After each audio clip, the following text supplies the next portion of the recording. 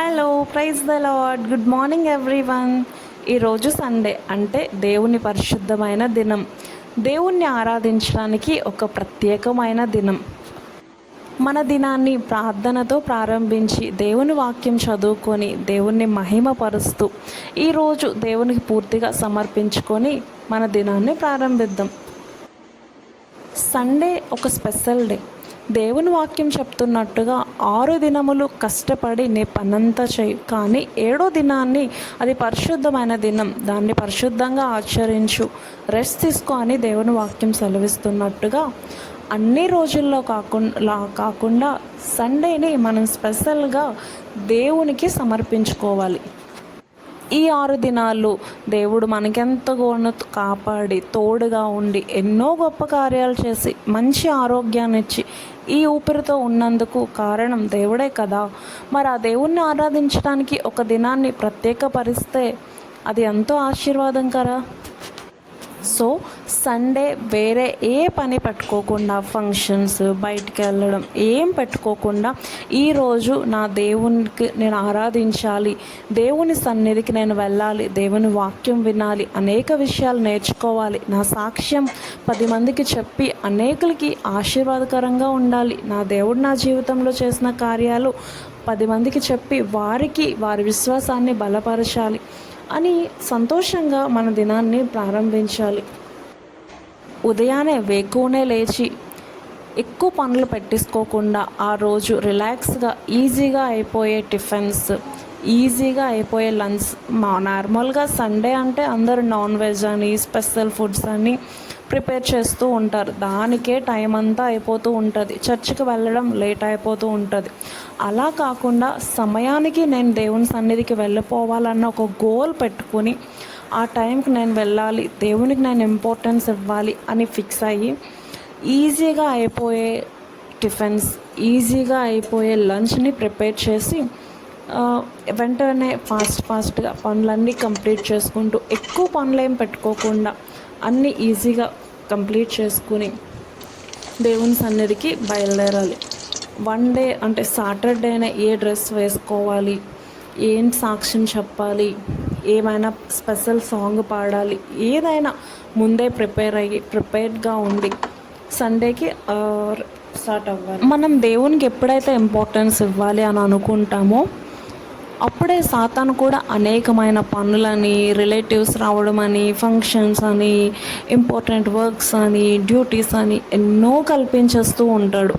ఎందుకంటే సాతానుకు తెలుసు నువ్వు దేవుని సన్నిధికి ఆరాధించడానికి వెళ్తున్నప్పుడు నువ్వు ఏ విధంగా ఆశీర్వదించబడతావో, దీవించబడిపోతావేమో, నువ్వు ఆరోగ్యం పొందుకుంటావేమో, బ్లెస్ అయిపోతావేమో అని ఆటంకపరుస్తూ ఉంటాడు. అయితే ఆ ఆటంకాలన్నిటినీ దేవుని కృపను బట్టి, దేవుని సహాయంతో మనం అధిగమించాలి.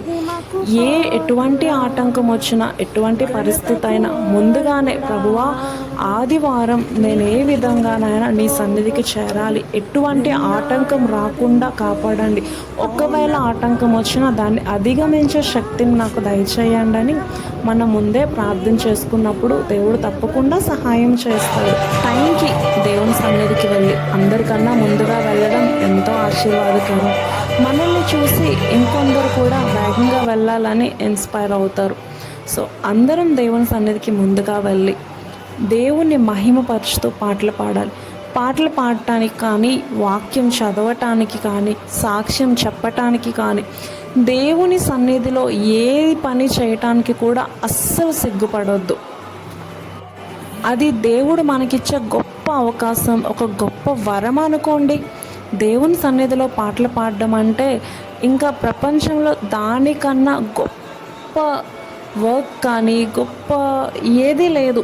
దేవుని సన్నిధిలో పాటలు పాడడం, దేవుని వాక్యాన్ని చదవటం, దేవుడు మన జీవితంలో చేసిన సాక్ష్యాన్ని మందిరంలో అందరితో పంచుకోవడం, ఇదంతా దేవుడు మనకిచ్చే గొప్ప వరం అనుకోండి. దానివల్ల దేవుడు సంతోషిస్తాడు. మనం సంతోషంగా ఉండాలని, మనం ఆరోగ్యంగా ఉండాలని, మన జీవితం హ్యాపీగా ఉండాలని దేవుడు ఎంతో కోరుకొని తన ప్రాణాన్నే పెట్టాడు. ఈరోజు నువ్వు నేను ఎంత క్షేమంగా ఉన్నామంటే దానికి కారణం దేవుడే కదా. మరి ఆ దేవునికి తిరిగి మనం ఏమిద్దాం? దేవుని సన్నిధిలో ప్రార్థన చేస్తూ పాటలు పాడుతూ ప్రతిదీ ఏ విషయంలో సిగ్గుపడకుండా ప్రతి దాంట్లో మనం ముందు ఉండాలి. మన మనసులో ఒక్కటే ఫిక్స్ అయిపోవాలి, నేను మనుషుల కోసం కాదు, నా దేవుని కోసమే నేను చేస్తున్నాను. ఒక పాట పాడినా, ఒక వాక్యం చదివినా, ఒక సాక్ష్యం పంచుకున్నా, ఒక తుడవడం కానీ, క్లీన్ చేయడం కానీ, చైర్స్ సర్దడం కానీ, ఏది చేసినా ప్రతిదీ ఇది నా దేవుని కోసం చేస్తున్నానని మైండ్లో ఫిక్స్ అవ్వండి. అలాగ మనం చేసినప్పుడు దానికి తగ్గ ఫలితాన్ని పొందుకుంటాం. దేవుని సన్నిధిలో విన్న వాక్యం మన హృదయంలో ఉంచుకోవాలి. మన జీవితానికి ఆ వారం మొత్తానికి కావలసిన వాక్యాన్ని ఆ రోజు ఆ సేవకుని ద్వారా దేవుడు తప్పకుండా మనతో మాట్లాడతాడు. సో ఆ వాక్యాన్ని మనం నోట్స్లో సేవ్ చేసుకోవడం కానీ, మన హృదయంలో పెట్టుకొని కానీ, అది మన హృదయంలో నెమరు వేసుకుంటూ ఆ వారం అంతటికీ కావలసిన వాక్యాన్ని మనం పొందుకుంటాం. ఆ వాక్యం మనల్ని జీవింపచేస్తుంది, పాపము నుండి తప్పిస్తుంది. మన పరిస్థితులకి తగ్గట్టు దేవుడు మన సేవకునికి ద్వారా మనతో మాట్లాడతాడు. కాబట్టి ఆ వాక్యాన్ని మన హృదయంలో ఉంచుకున్నప్పుడు we will be blessing. Happy Sunday to all. Thank you.